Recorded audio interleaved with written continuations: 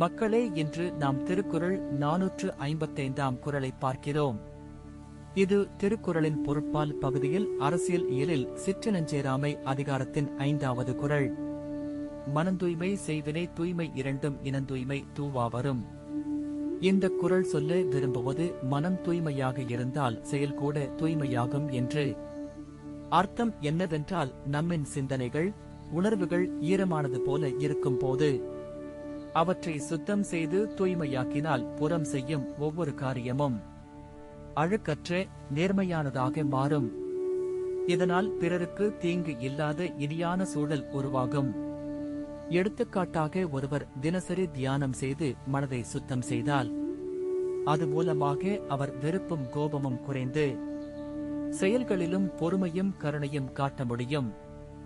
மற்றொரு உதாரணம், ஒரு நிர்வாகி நெறிமாற்றம் கடைசி வரை பின்பற்றி தனது பணியில் அழுக்கற்ற விதிகளை பிணைத்தால் அதனால் ஒழுங்கான அரசு செயல்படுகிறது மற்றும் மக்கள் நம்பிக்கையுடன் வாழ்கின்றனர்.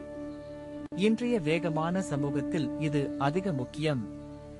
எந்த ஒரு சவாலும் நம்மை எதிர்கொண்டாலும் மனதின் தூய்மை பாதுகாத்தால் சுட்டுரையாக நியாயம், சிறப்புத்தன்மை மற்றும் நீதி நிறைவேறும். நாமும் இக்குறளை பின்பற்றினால் தினசரி சிறிய தவறுகளை கண்டறிந்து சரி செய்யும் பழக்கம் உருவாகும். ஆனால் மனம் கலக்காமல் இருந்தால் அந்த முயற்சி பயனாகும்.